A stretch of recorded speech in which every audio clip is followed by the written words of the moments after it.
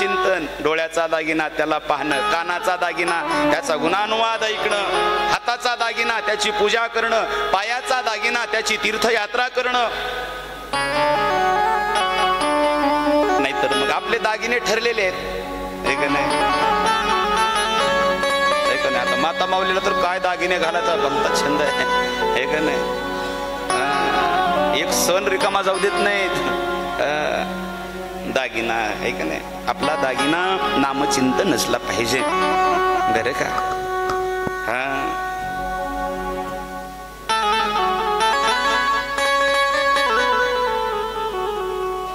बाकीचे दागिने काय कामाचे? बोलू नका, बोलू नका. बाकीचे दागिने काय कामाचे आहेत?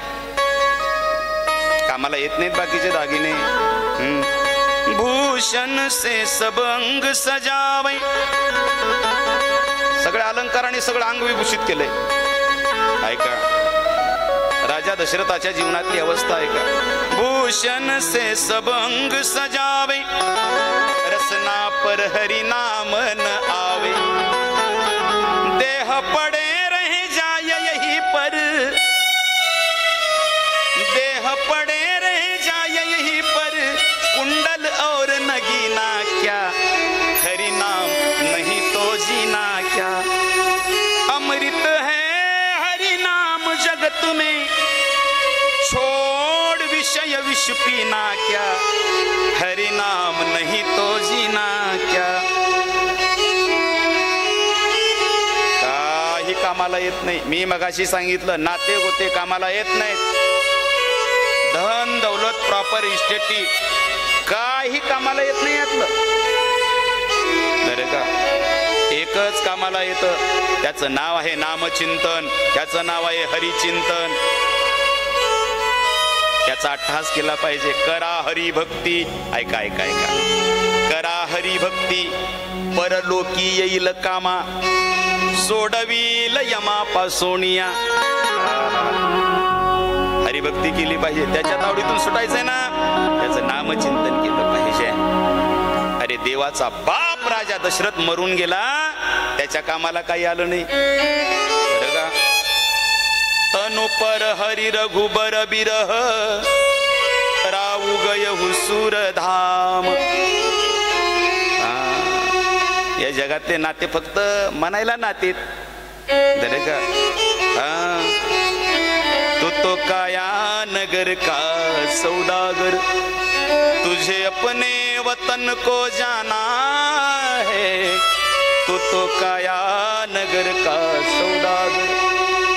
ऐका, जगातले नाते कसे आहेत? बाप कहे बेटा मेरा है, माँ कहे बेटा मेरा है, ना बेटा माँ का न बेटा बाप का, ये तो जन्म देने का नाता है. निमित्त है, निमित्त. बहन कहे भाई मेरा है, भाई कहे बहन मेरी है, ना बा भाई बहन का न बहन भाई की, ये तो रक्षाबंधन का नाता है. तो काया नगर का सौदागर, तुझे अपने वतन को जाना है, तो काया नगर का सौदागर. सास कहे जमाई मेरा है, ससुर कहे जमाई मेरा है, ना जमाई सास का न जमाई ससुर का, ये तो बेटी देने का नाता है.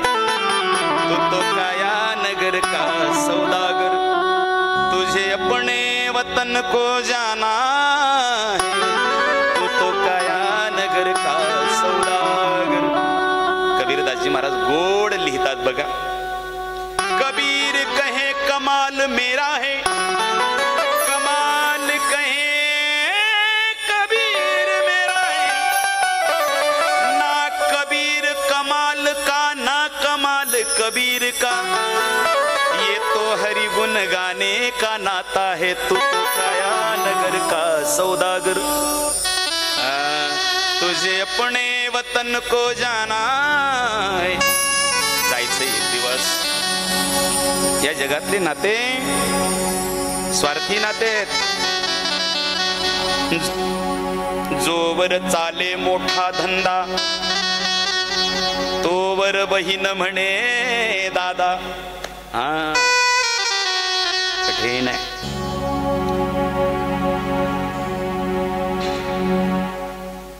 भावाजवळची इस्टेट संपली रे संपली. बहिणीला म्हणावं रक्षाबंधनचा सण जवळ आलाय, ताई तुम्ही जाणार नाहीत का? ती म्हणते जळालं त्याचं सगळं. स्वार्थी आहे. या जगामध्ये सगळा पैशाचा बाजार आहे, पैशाचा बाजार, धनाचा इस्टेटीचा बाजार चाललाय सगळा. त्याच्यावर नाते डिपेंड आहेत सगळे. सब पैसे के भाई दिल का साथी कोई नहीं रे. जब लग अपने पल्लू में पैसा तब लोग सलाम करे. अपना पैसा निकल गया तो कोई न मीठा बोले. बरं का?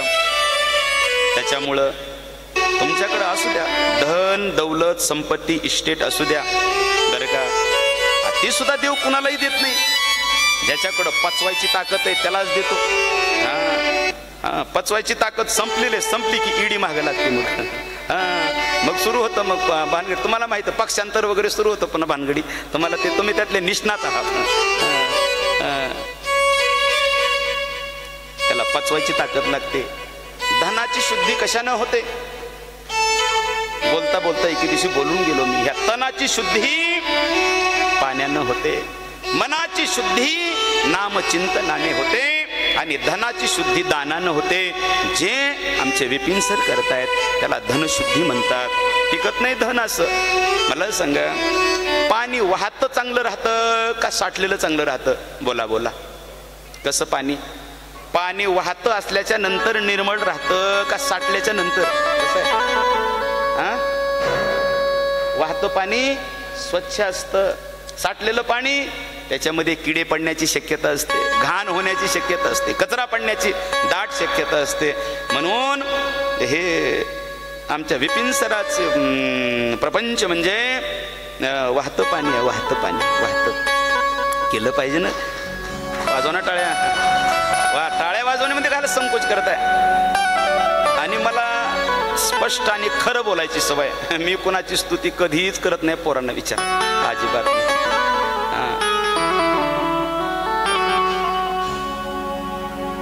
प्रभू रामचंद्र भगवान की जय. आणि मग राजे दशरथ इहलोक सोडून परलोकाला निघून गेले. भरत आणि शत्रुघ्न आपल्या आजोळी गेले होते ननिहालला. भरताला आणि शत्रुघ्नाला आणण्यासाठी दूत पाठवले.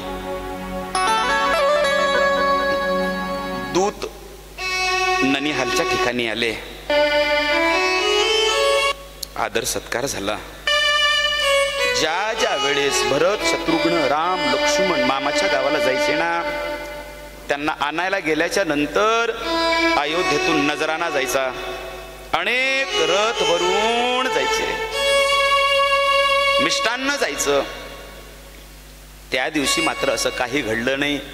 भरताच्या मनामध्ये आलं अयोध्येमध्ये सगळं कुशल मंगल तर असेल ना. आणि मग निघाले. भरत आणि शत्रुघ्न अयोध्येमध्ये आले. सगळे लोक रडू लागले. सगळ्या राण्या रडतायत. काही आपल्या महालामध्ये आहे. शोक विकल सब रो रही राणी. रूपशील बलू तेन बखाणी. करही विलाप अनेक प्रकार. परही भूमी तल बारही बारा. वारंवार भूमीवरती पडू लागल्या, विलाप करू लागल्या सगळ्या राण्या. भरत आले. आणि मग भरताना आल्याबरोबर विचारलं, कुठे माझा राम? भैया कुठे? लखनलाल कुठे? कुठे आहेत पिताश्री? का कहूं तात कहां सब माता. घाबरलेले भरत स्वागताला आले नाहीत. वशिष्ठ महाराज, राजे दशरथ स्वागताला आले नाही समोर. भरताच्या मनामध्ये आलं आणि भरताने विचारणा केली, का कहूं तात कहां सब माता, कहां सिया राम लखन प्रिय भ्राता. कुठे आहेत माझे राम? कुठे माझा भाऊ लक्ष्मण? सगळे दिसत नाही. सांगण्यात आलं, चक्रवर्ती सम्राट राजे दशरथ तुमचे पिता परलोक सिधार गए. असं म्हटल्याच्या नंतर भरत रडू लागले. तात तात कही तात पुकारी, परे भूमिश लगा व्याकुल भारी. तात तात हे तात म्हणून भरत हाका मारू लागले आपल्या पित्याला. चलतन देखन पाय दोई, तात न राम ही सोयही मोई. चालताना पाय अडखळू लागले आणि तेवढ्या वेळेत मंथरा तिथं आली. तेही अवसर कुबरी तह आई. मंथरा तिथं आली आणि नटून थटून आली. तिला वाटलं भरत मला बक्षीस देईल. कशासाठी? रामाला वनवासाला पाठवलंय आणि तुझ्यासाठी राज्य मागून घेतलंय, मला बक्षीस देईल.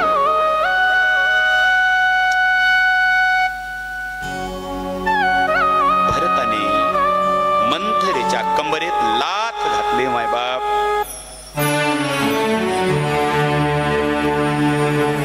आणि मग शेवटी सगळे शांत झाले. आता काय करायचं? आता काय करायचं? विचार पडला सगळ्यांना.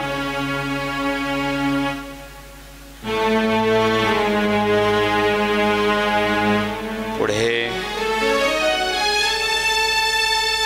एक मंडळ स्थापन केलं आणि भरताने ठरवलं रामाच्या भेटीला जायचं. प्रभू रामचंद्रांच्या चरण पादुका आणायच्या आणि अयोध्येच्या राजगादीवरती प्रतिष्ठापित करायच्या. आणि 14 वर्ष प्रभूच्या रामचंद्रांच्या पादुकाच्या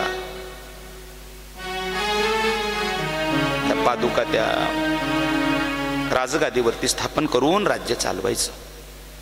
किती मोठा विचार आहे. भावाभावामध्ये प्रेम शिकवते रामकथा. बरं का? भावाभावातलं प्रेम कसं आहे शिकवते रामकथा. पुढे भरत महाराज प्रभू रामचंद्रांकडे निघाले. कशासाठी? आणण्यासाठी, प्रभूला परत आणण्यासाठी. भरत चला रे अपने भैया को मनाने, भैया को मनाने, अपने राम को मनाने.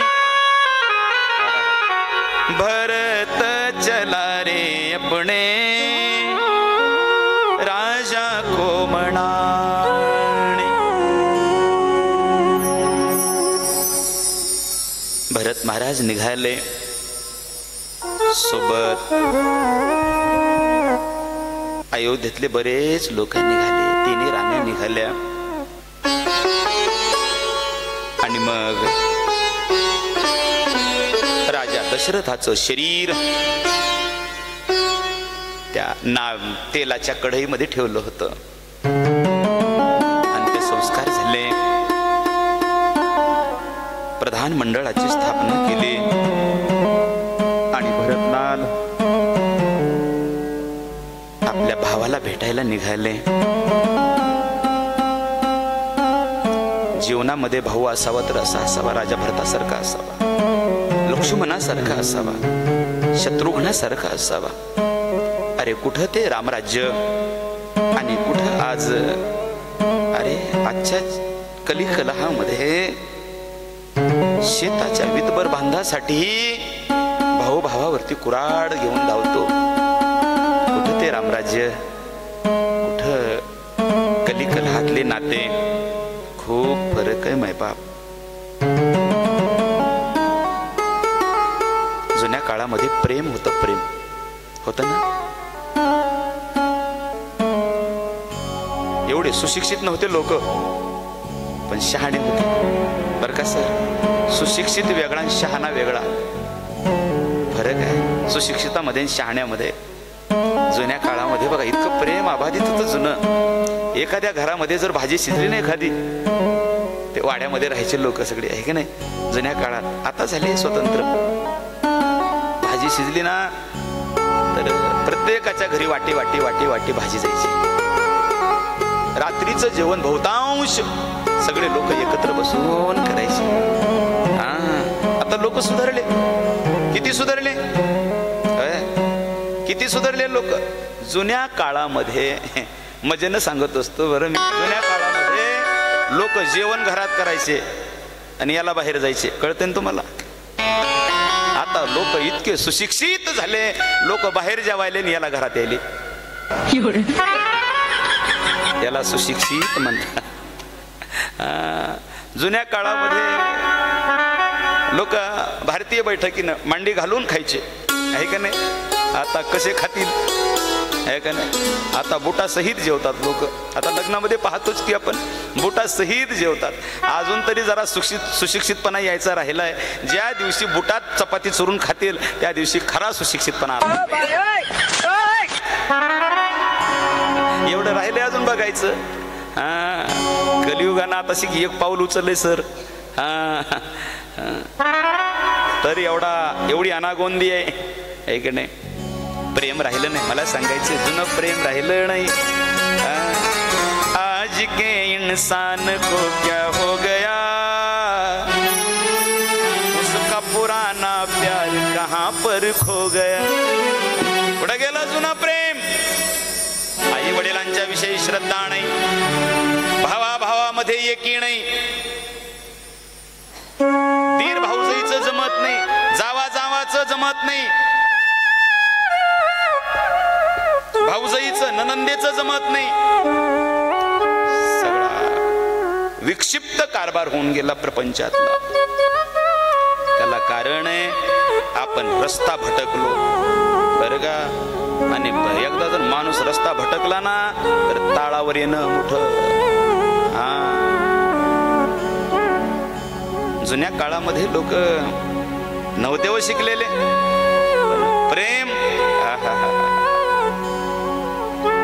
काय ते सख्य, काय संबंध होता, काय संबंध होता त्या गोपींचा भगवान श्रीकृष्णाचा. पण प्रेम करावं गोपींनी. नारद भक्ती सूत्रामध्ये लिहितात यथा ब्रज गोपिकाणाम. कसं प्रेम केलं पाहिजे देवावरती, जसं गोपींनी कृष्णावरती केलं तसं प्रेम केलं पाहिजे. यथा ब्रज गोपिकाणाम. आपली भक्ती म्हणजे काय का नाही. करतोच की आपण भक्ती. आठाण्याचा कापूर, आठाण्याची उत्पत्ती, पेटवायला डबड दुसऱ्याच. देवा मला सुखी ठेव. तुझ्या बापाची पेंड आहे. पेंड आहे का.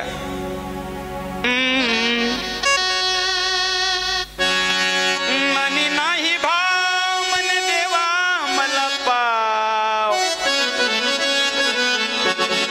वडापावचा पाव नव. मनी नाही भाव मन देवा मला पाव.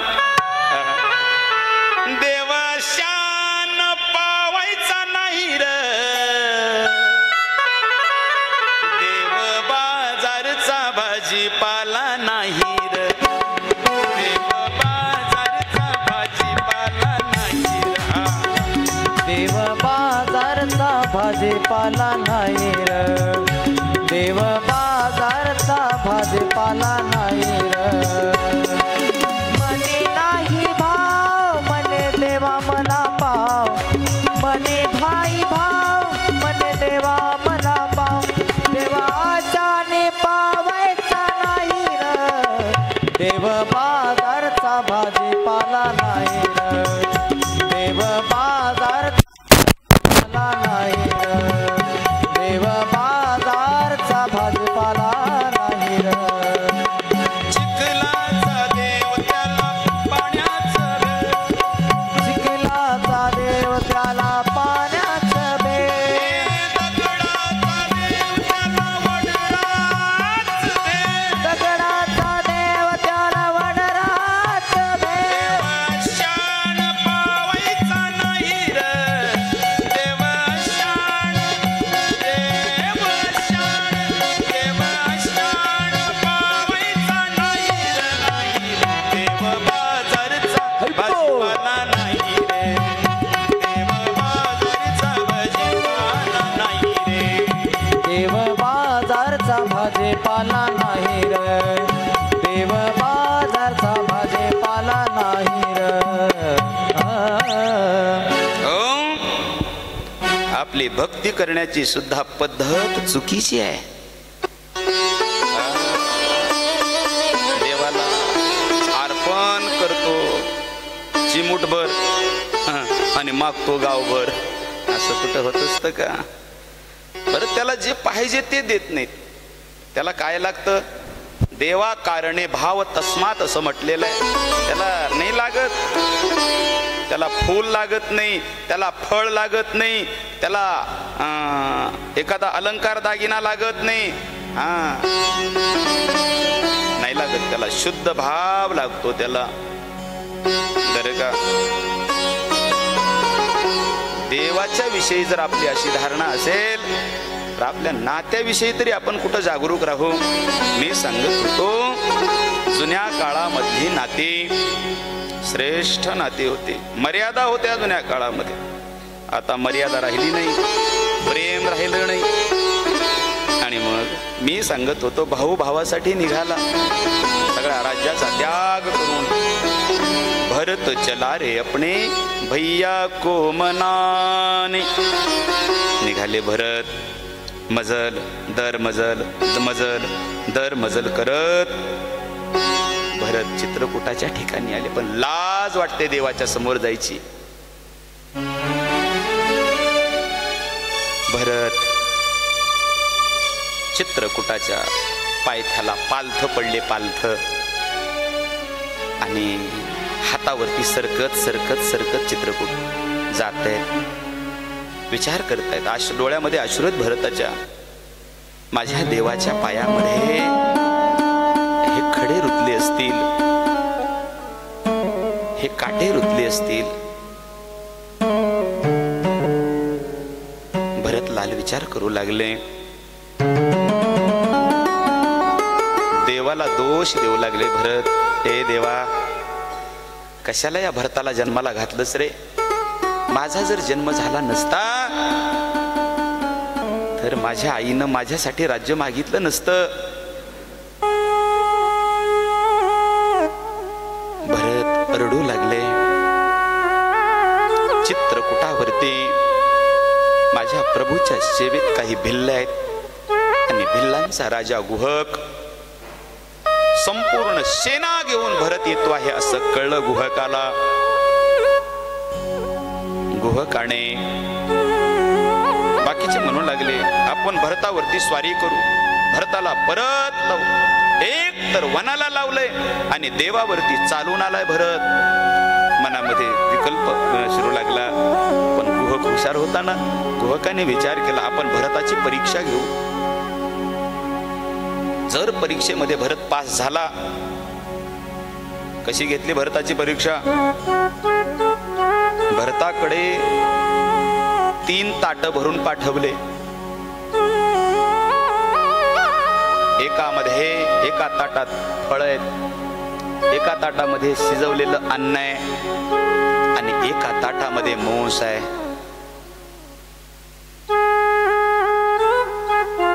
परीक्षा करायची, भरत कोणतं ताट स्वीकारतो त्याच्याहून त्याची वृत्ती काय आहे समजेल. भरताकडे ते 3 ताट आले. भरताने फळांचं ताट स्वीकारलं. सात्विकता अंतःकरणामध्ये जाणलं गोवकाने. आणि मग भरत आले. प्रभूच्या पायावरती लोटांगण घातलं माझ्या भरताने. मोठ्या प्रेमयुक्त अंतःकरणाने प्रभू रामचंद्रांनी भरतला उठवलं. भरता, अरे याच्यामध्ये तुझा दोष नाही, याच्यामध्ये माता कैकेयीचा दोष नाही, याच्यामध्ये माझ्या कर्माचा दोष आहे. भरता, दुसऱ्याला दोष देण्याची गरज नाही. दैव जात दुःखे भरता, दोष ना कुणाचा, पराधीन आहे जगती पुत्र मानवाचा, दोष ना कुणाचा. हे भरता, याच्यामध्ये तुझा दोष नाही, माता कैकेयीचा दोष नाही, हा माझ्या कर्माचा दोष आहे. बरं का, लक्षात ठेवा, जीवनामध्ये जर एखादी प्रतिकूल वेळ आली आपल्यावरती तर देवाला दोष द्यायचा नाही, तो आपल्या प्रारब्धाचा भाग असणार आहे. आला विषय म्हणून बोलत बोलत सांगतो, देव आपलं चांगलंही करत नाही आणि देव आपलं वाईटही करत नाही. देवानं ठेका घेतला नाही तुमचं चांगलं वाईट करण्याचा. बरं का, बऱ्याचदा लोक म्हणतात तो काही वाईट झालं, अरे अरे अरे अरे असं व्हायला नाही पाहिजे होतं, देवानं असं करायला नाही पाहिजे होतं. हा, देव हे करत नाही. हे कशानं घडतं? तुमच्या आमच्या कर्मानं घडतं. तुमचं मागचं जे कर्म झालेलं आहे त्याच्यावर पुढचं घटना घडत असतात ह्या, आहे का नाही. जो पेड़ हमने लगाए पहले उसी का फल अब हम पा रहे हैं. रचा है सृष्टि को जिस प्रभु ने वही ये सृष्टि चला रहे. रचा है सृष्टि को जिस प्रभु ने वही ये सृष्टि चला रहे. चला रही है, रचा है सृष्टि को जिस प्रभु ने वही ये सृष्टि चला रही है. जो पेड़ हमने लगाए पहले, जो पेड़ हमने लगाया पहले उसी का फल अब हम पा रहे हैं. चाहे सृष्टि को जिस प्रभु ने वही ये सृष्टि चला रही है.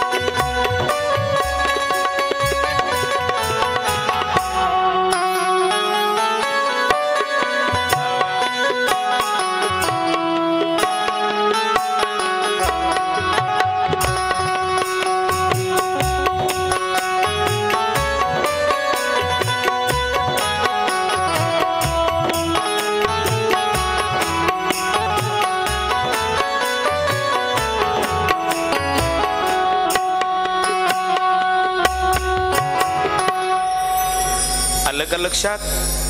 जो पेड़ हमने लगाया पहले, आज जे झाड लावेल त्याचेच फळ मिळतील का? कसं कसं आहे तुमच्या इकडं? काही येड्या बाबळी लावून आंबे येते तुमच्या इकडं? तसं जर होत असेल तर द्या आमदार 10-5 झाड, आम्ही नेऊन लावू तिकडं. येड्या बाबळी लांबे नाही ते अगोदर लावतानाच झाड तसं लावावं लागतंय, त्याचेच फळ प्राप्त होत असतात माणसाला. का नाही? त्याच्यामुळं मग जीवनामध्ये कर्म करे सो अच्छा करे, करके ना पछताए. बरं का? कर्म करत असताना असं केलं पाहिजे, त्याचा पश्चाताप झाला नाही पाहिजे नंतर. कर्म करे तो अच्छा करे, करके ना पछताए. बोया बीज बबूल का तो आम कहां से खाए. बाबळीचं झाड लावून आंब्याची अपेक्षा चुकीचं आहे. बरं आता याच्यामध्ये ना कैकेयीचा दोष नाही, ना राजा दशरथाचा दोष आहे, ना भरता तुझा दोष आहे.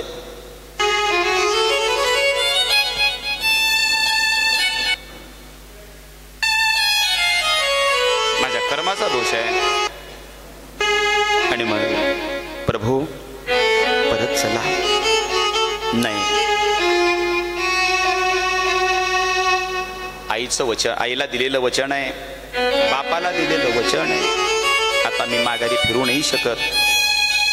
हे बघा, कुठं ती राजनीती आणि कुठं आपली राजनीती. माझ्या देवाला वनवासाला जाण्यासाठी अयोध्येतून किती मतं पडली होती? राजगादीपासून बाजूला जाण्यासाठी देवाला किती मतं प्रतिकूल होती? फक्त 2. संपूर्ण 98% मतदान कोणाकडे होतं? 98 मतं रामाला होती.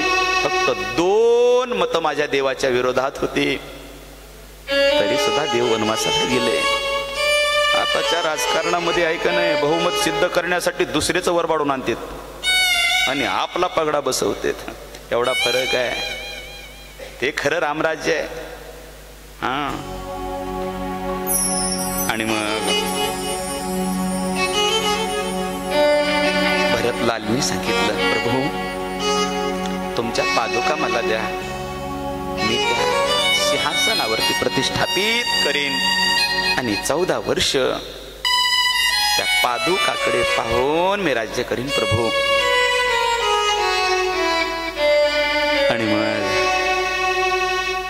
माझ्या प्रभूने पायातल्या खडावा कोणाला दिल्या? भरताला दिल्या. भरतानं त्या डोक्यावर घेतल्या. डोळ्यामध्ये पाणी आहे, पादुका डोक्यावरती आहे. वर्णन करतात संत,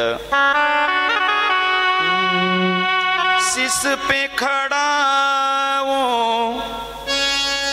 अखियों में पानी, सिस पे खड़ा वो अखियों में पानी. राम भक्त ले चला रे राम की निशान. राम भक्त ले चला रे राम की निशान. भक्त ले चला रे राम की निशान. राम भक्त ले चला रे राम की निशान. सिस पे खड़ा वो अखियों में पानी, सिस पे खड़ा वो अखियों में पानी. राम भक्त ले चला रे राम की निशानी. राम भक्त ले चला रे राम की निशानी. राम भक्त ले चला रे राम की निशान. राम भक्त ले चला रे राम की निशान.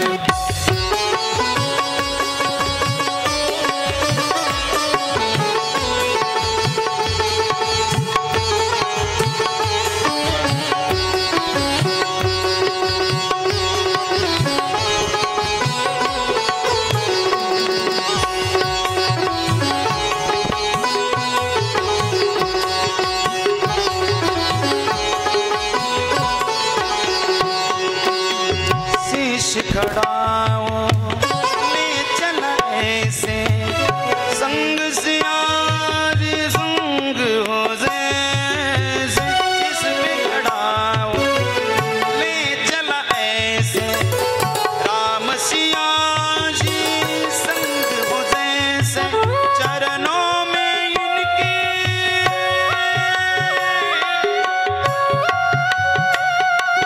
चरणों में इनके रहेगी राजधानी राम भक्त ले चला रे राम की निशानी राम भक्त ले चला रे राम की निशानी राम भक्त ले चला रे राम की निशानी राम भक्त ले चला रे राम की निशानी पल छिन लागे सदियों जैसे 14 बरस कटेंगे कैसे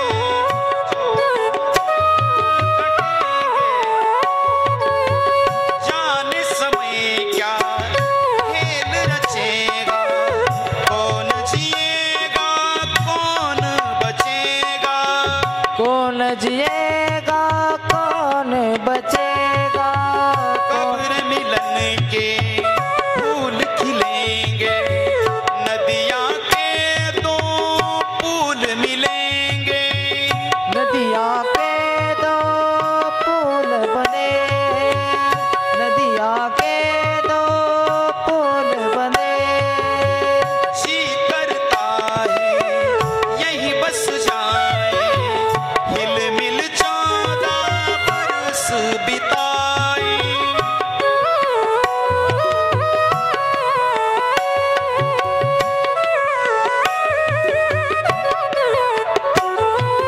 राम बिन कठिन है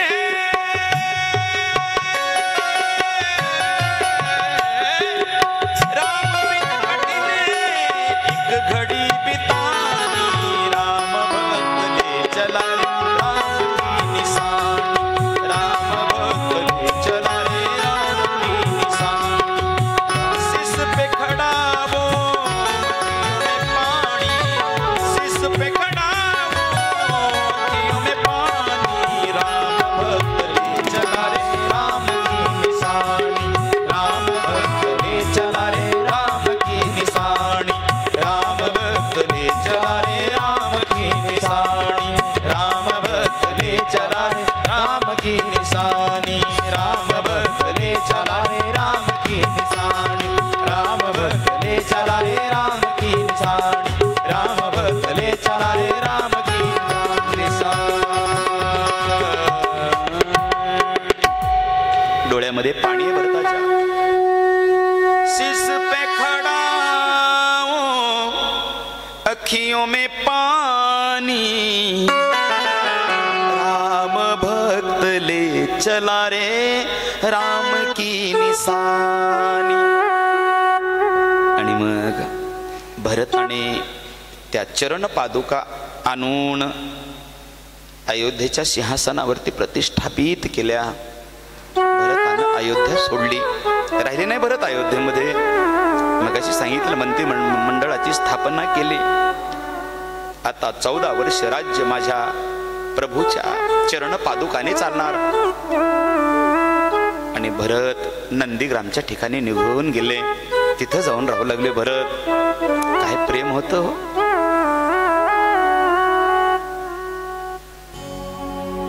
आणि मग अशामध्ये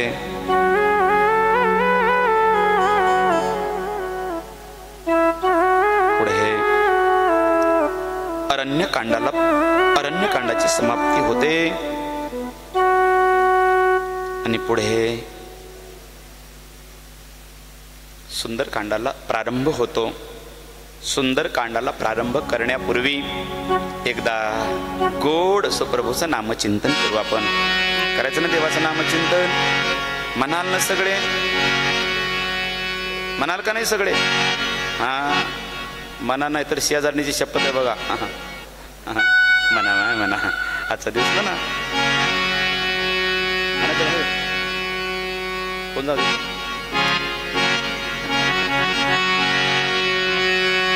जय रघुनंदन जय सिया राम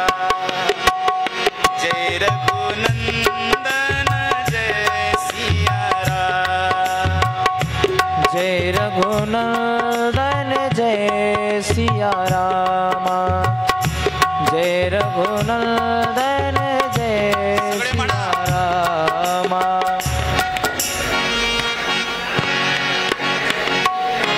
जय हो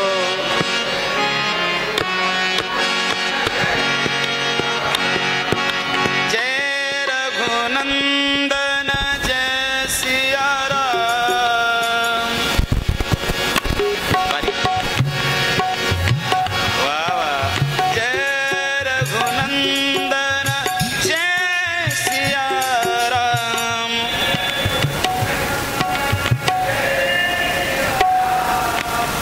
मन से तू भजले सीताराम।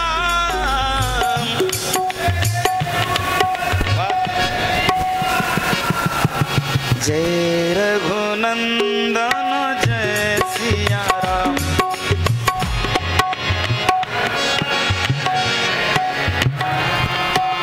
जय रघुनंदन जय सिया राम। मन से तू भजले सीताराम। जय रघुनंदन जय सिया राम। मन से तू भजले सीताराम। जय रघुनंदन जय सिया राम।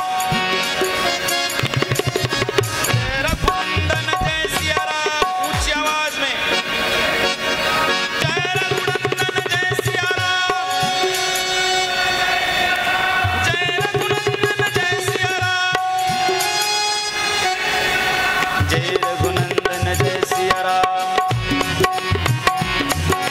मन से तू भजले सीताराम। मन से तू बदले सीताराम। राम राम राम सीताराम राम राम सीताराम राम राम सीताराम राम। हरि बोल। सीताराम राम राम सीताराम राम राम सीताराम राम सीताराम राम राम। सीताराम राम राम राम राम सीताराम राम राम राम राम सीताराम राम राम राम राम सीताराम राम राम। बरं का, बरं देवाचं नाव घेतलं तरच आपलं खरं आहे. नाहीतर काय खरं नाही. घेतलं पाहिजे ना देवाचं नाव. एक म्हणा सीताराम राम राम. एक मावशी म्हणीच ना. मी म्हणलं मावशी लेकरू जीवाच्या आकांतानं ओरडायले. ती म्हटली बाबा म्हणलं असतं हो, पण आमच्या त्यांचं नाव रामभाऊ आहे. इकिरी कसं घेऊ, आतापर्यंत कधीच घेतलं नाही. ओखाना गाऊन घ्यायला सांगा, लगेच घेते बघा म्हणली. मी म्हणलं बावळे तुझ्या बैलाचं नाही मालकाचं, तुझ्या मालकाचं नाव हे काल जन्मलंय म्हणलं. ते देवाचं नाव अनादी काळापासून आहे. घेतलं पाहिजे, लाजलं नाही पाहिजे. लाज भय शंका दुराविला मान, नकळे साधन या परते. देवाचं नाव घेताना लाजायचं. बोला, देवाचं नाव घेताना लाजायचं. देवाच्या संकीर्तनामध्ये नाचताना लाजायचं. बरं हितच नाचायला येते. घरी जाऊन किचन वाट्यावर बा चपात्या करीत करीत जर नाचायला लागली तर मालक म्हणते नक्की हिला दवाखान्यात न्यावं लागतं. तिथं जमत नाही. घरी एक जण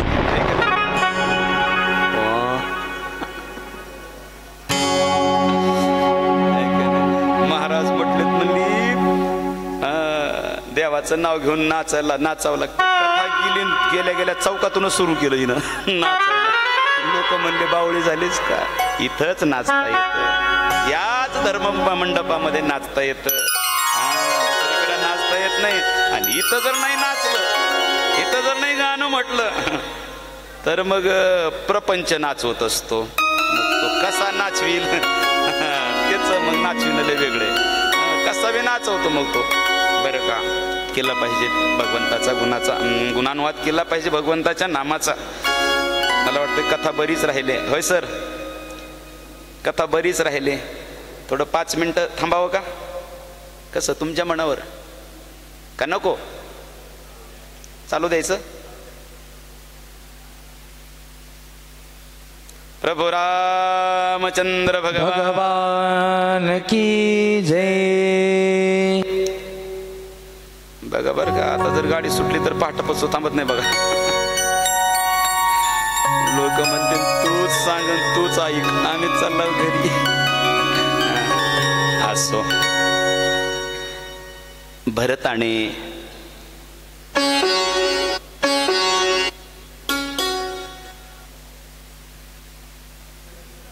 करायची ना कंटिन्यू. म्हणा एकदा प्रभु रामचंद्र भगवान की जय. गोस्वामी तुलसीदास जी महाराज की जय. आणि मग भरताने राजगादीवरती चरण पादुका प्रतिष्ठापित केल्या. भरत नंदीग्रामाच्या ठिकाणी आले आणि प्रभूचं नाम चिंतन करू लागले. पुढे चित्रकूटावरती प्रभू राहतायत. बरं का, गेलं का कोणी चित्रकूटाला?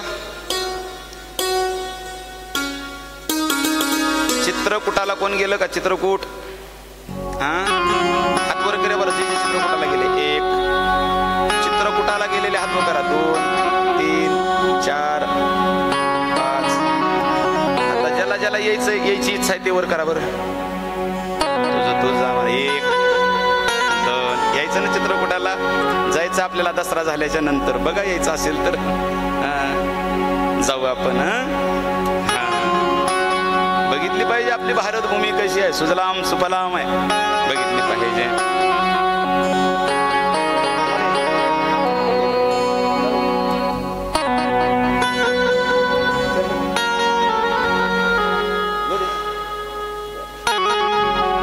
आणि मग चित्रकूटावरती माझे प्रभू राहू लागले. तिथे अनेक साधू संत भेटायला यायचे माझ्या प्रभूला. मंदाकिनी माता वाहती आहे. बरेच दिवस राहिले चित्रकूटावर. त्यांनी सांगितलं होतं चित्रकूटावरती राहा म्हणून. वाल्मिकांनी सांगितलं होतं चित्रकूटगिरी करहु निवासा, चित्रकूटगिरी करहु निवासू. वाल्मिकांनी सांगितलं होतं. बरेच दिवस राहिले तिथे. आणि मग माझे प्रभू चित्रकूटावर असताना इंद्राचा मुलगा जयंत कावळ्याच्या रूपामध्ये आला आणि परांबा भगवती सीतेच्या पायाला टोच मारली. कावळ्याने चोंच मारली. आणि मग माझ्या प्रभूने एक दर्भाची काडी उचलली आणि जयंताच्या दिशेने फेकली. जयंत पुढे दर्भाची काडी, जयंत पुढे दर्भाची काडी मागे. सीता चोच चरण अति मागा, मूढ मंदमती कारण कागा. विनाकारण सीता मातेच्या पायावरती चोच मारली. आणि जयंत पुढे कावळ्याच्या रूपामध्ये, तो दर्भ मागे. सगळ्या ब्रह्मांडात फिरला, सगळीकडे गेला, कोणी नाही वाचवलं. आणि मग नारदाकडे आला आणि नारदानी पाहिलं. नारद देखा विकल जयंता, लागी दया चित्त कोमल संता. संताचं चित्त कोमल असतं. दया आली जयंताची नारदांना. संत दया करतात जीवावरती. किती जरी मूढ असेल, किती जरी पापी असेल, त्या पाप्यावरती दया संत करतात का? साधूचं चरित चित्त हे मृदू आहे. मृदू सबाह्य नवनीत तैसे सज्जनाचे चित्त. आणि मग नारदाने प्रभूला शरण जायचं सांगितलं. पण दर्भाची काडी सोडली आहे ना, ती काडी मागून हटत नाही. जयंताचा एक डोळा गेला. तेव्हापासून कावळ्याला एक डोळा नाही बघा. कावळा एकाच डोळ्यानं पाहतो तेव्हापासून. आणि मग पुढे माझे प्रभू चित्रकूट सोडून अत्री ऋषींच्या आश्रमामध्ये आले. कोण अत्री? न त्री इति अत्री. सगळं संपूर्ण जग 3 गुणामध्ये बांधलेलं आहे. प्रकाराचे 3 तुका म्हणे केले जन. ऐका कथा ऐका.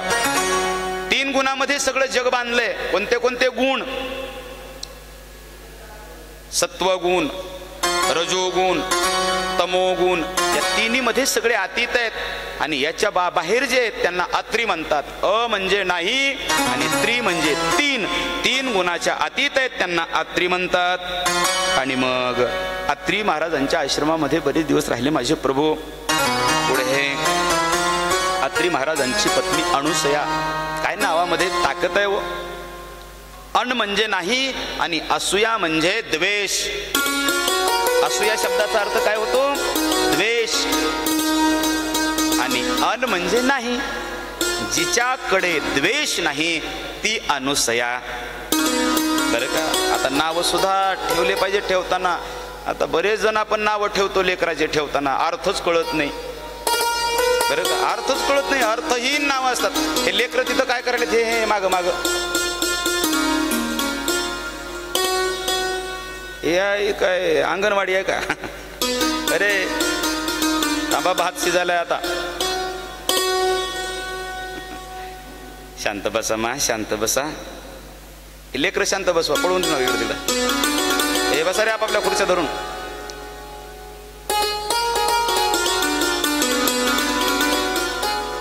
हे असा गोंधळ होते बा आपण आम्हाला. प्रभु रामचंद्र भगवान की जय.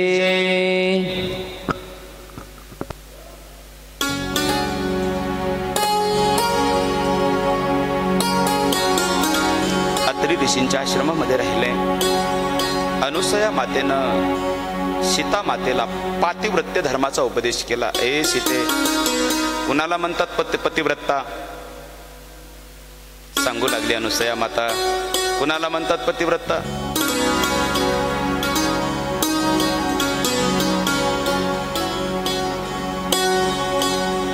जी पतीचं भोजन झाल्यानंतर भोजन करते, जी पती झोपल्याच्या नंतर झोपते, जी आपल्या पतीकडून सेवा करून घेत नाही ती पतिव्रता असते. नाहीतर आता पतिव्रता कमी, पतिवार्ता जास्त झाल्या. ते काकाला बाळ असतं छोट, हे का नाही? मालक बोल म्हणे, रडायला हे म्हणे, मग त्याला झोपवायचंय म्हणे, मग माझ्या कडेवरती आहे ते. बरं मग अंथरून टाका की एवढं. तिने नंदी बैल घेते, उठून टाकते अंथरून, आहे का नाही? आणि मग ती नुसतं बाळाला नाही टाकत, बाळाला टाकतील ती बी तिथंच लवणते. पतीनं टाकलेल्या आसनावरती पत्नीनं बसून नाही. पातिव्रत्य धर्माचं निरूपण करू लागले. सांगू का तुम्हाला पतिव्रता स्त्रीचे लक्षण? पतिव्रतेनं का पळाले ते लेकर? ए काय रे,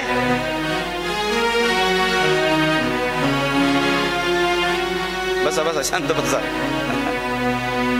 नाही बसू द्या, बसू द्या. तिथं घ्या, हा घ्या. जमलो. ऐक बाळा, बसला. अरे वाघ आहे की, हा बसला, फक्त शेपटीच नाही. पतिव्रता स्त्रीचे लक्षण सांगू लागली अनुसया माता. हे सीते, तिला म्हणावं पतिव्रता.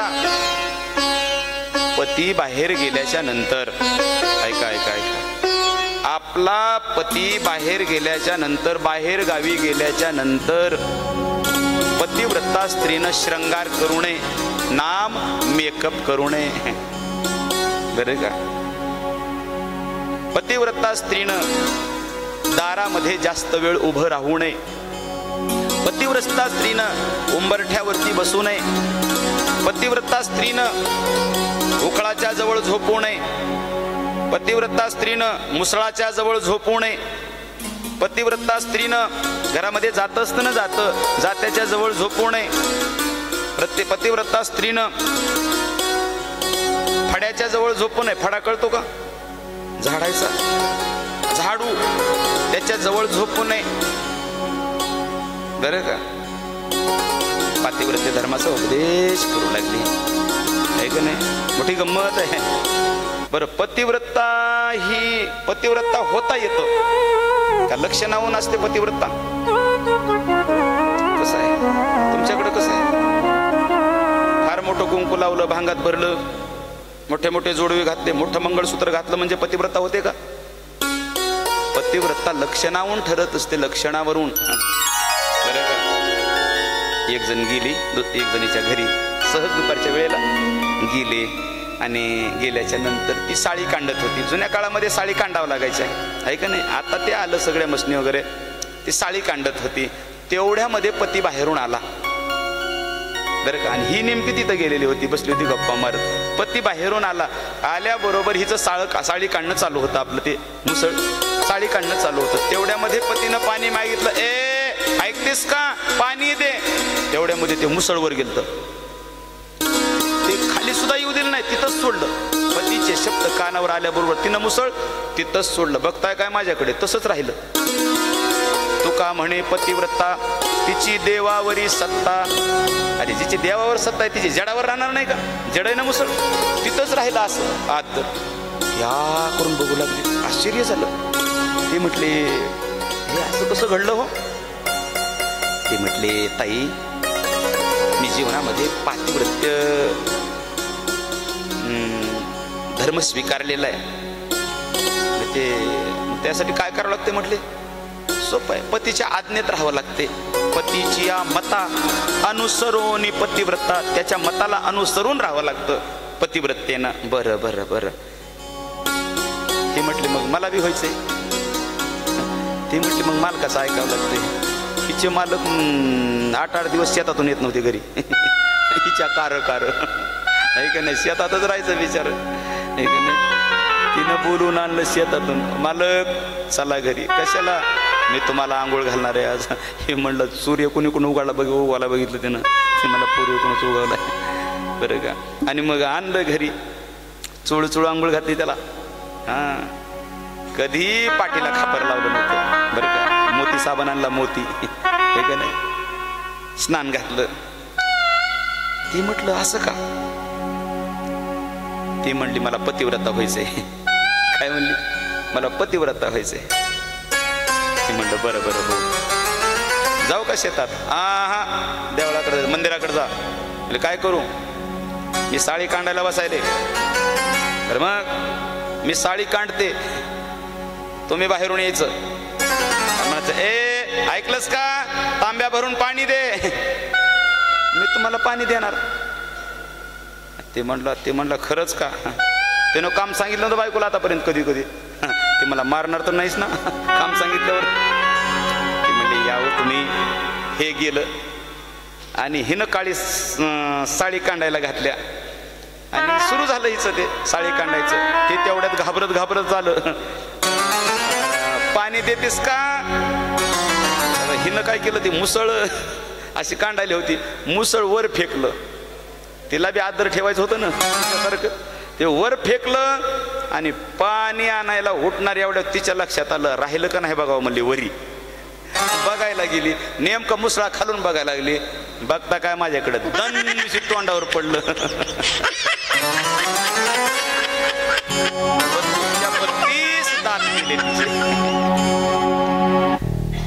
पतिव्रता होता येत नाही. होता येत नाही पतिव्रता. आणि मग पातिव्रत्य धर्माचा उपदेश केला. एक वस्त्र दिला नेसायला अनुसयेनं, जे वस्त्र कधीच मळत नव्हतं सीता मातेला दिलं. बरं का? आणि मग माझे प्रभू तिथून निघाले, विराधाचा उद्धार केला, शरभंग ऋषीच्या आश्रमामध्ये आले आणि पुढे अगस्ती महाराजांच्या आश्रमामध्ये आले आणि अगस्ती महाराजांना राहण्याचं ठिकाण विचारलं. अगस्त्य महाराजांनी सांगितलं, कुठे राहा? गोदावरीच्या तटाकावरती राहा. गोदावरी नदी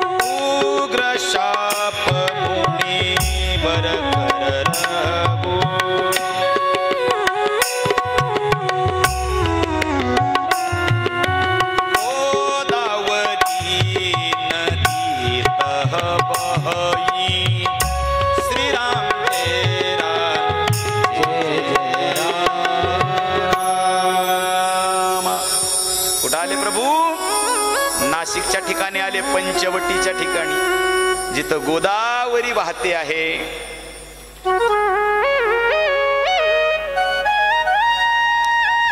काय नाव आहे?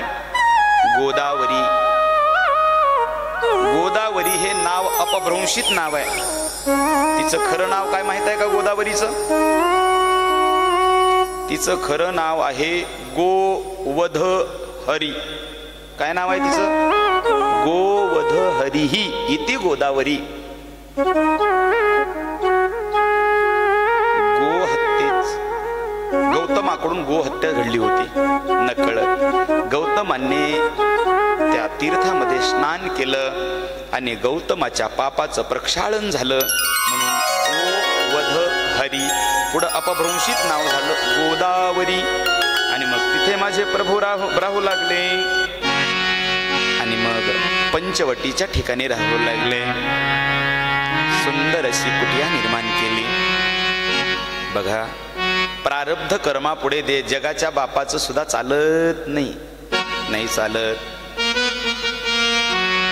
महालामध्ये राहणारा माझा प्रभू कुठे राहू लागला? कुटियेत राहू लागला. पता पता तिनका तिनका जोड़ के जाते हैं. पता पता तिनका तिनका जोड़ के जाते हैं. महलों के वासी जंगल में कुटी बनाते हैं. राजमहल में पाया जीवन, फूलों में हुआ लालन पालन. राजमहालामध्ये राहणारा प्रभू वेळ प्रसंगी कुटियेमध्ये राहतो. मग आपण जर आपल्या जीवनामध्ये जर प्रतिकूल दिवस आले तर चुकीचा निर्णय घेत जाऊ नये. संकट कुणाला येत नाही. संकट देवाला येतात, संकट माणसाला येतात, श्रीमंताला येतात, गरीबाला येतात. संकटाला तोंड दिलं पाहिजे माणसानं. आपण संकट जर आलं तर विचित्र निर्णय घेतो आणि आपलं जीवन संपवून टाकतो. चुकीचं आहे. आत्महत्येसारखं पाप या जगतामध्ये नाही. त्याला प्रायश्चित्त कर्म नाही आत्महत्येला. म्हणून माणसानं आत्महत्येसारखं पाऊल उचलू नये जीवनामध्ये. अरे दिवस जातील, संकट येतील, संकट जातील. त्याला तेवढाच पर्याय आहे का? संकटावरती मात करणं हा पर्याय आहे.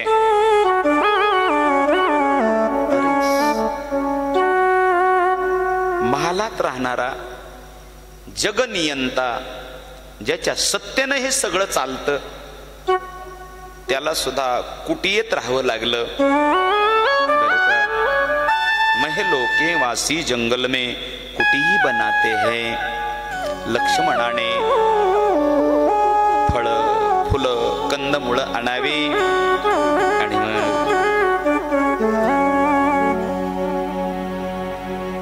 चाललेल्या प्रभूचा वनवास एके दिवशी रावणाची बहीण शूर्पणखा आली. सुंदर स्वरूप धारण करून आली. फिरत फिरत आली. फिरत फिरत कुठं आली? शूर्पणखा रावण के भगणी.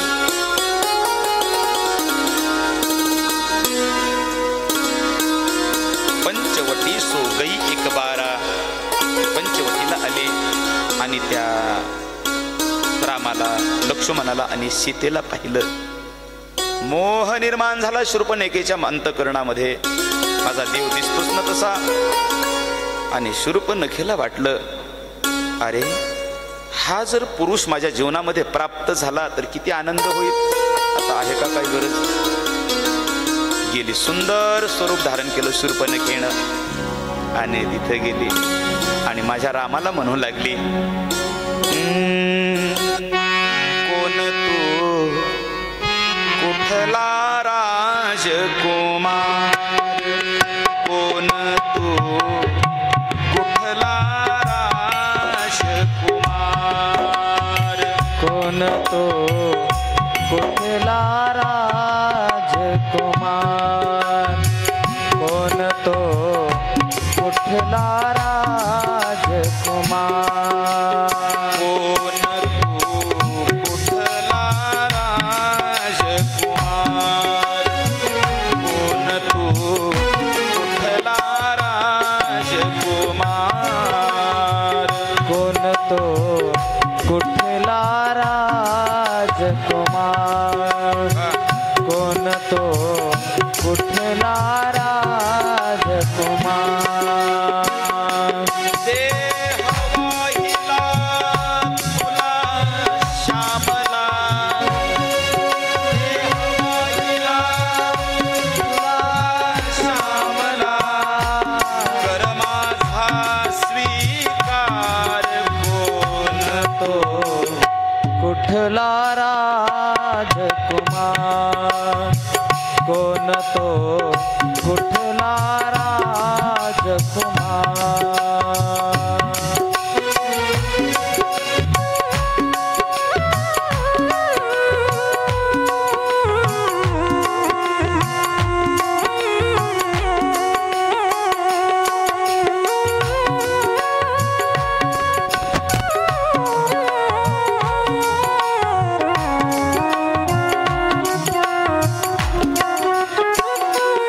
काय म्हणते शूर्पणखा ऐका. तुझ्या स्वरूपी राजलक्षणे. तुझ्या स्वरूपी राजलक्षणे. रुद्राक्षांची श्रवणी भूषणे. रुद्राक्षाची श्रवणी भूषणे.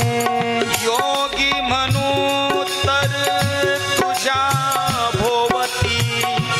योगी म्हणू तर तुझ्या भोवती. वावरतो परिवार. कोण तो कुठला राजकुमार. कोण तो कुठला राजकुमार. कोण तो कुठला राजकुमार. काय म्हणते शूर्पणखा. हे राजकुमारा, कोण आहेस तू. तुझ्या स्वरूपी राजलक्षणे. अरे राजलक्षण दिसतायत तुझ्या स्वरूपामध्ये. रुद्राक्षांची श्रवणी भूषणे. अरे तुझ्या कर्णकुंडल म्हणून तू रुद्राक्ष घातलेस. तुला एखादा योगी म्हणावं तर तुझ्या भोवती परिवार वावरतोय. पुढे बोलते शूर्पणखा. तुझ्यासाठी मी झाले तरुणी. तुझसाठी मी झाले तरुणी. 16 वर्ष षोडश वर्षा मधुर भाषिणी तुला पाहता मनात मनमत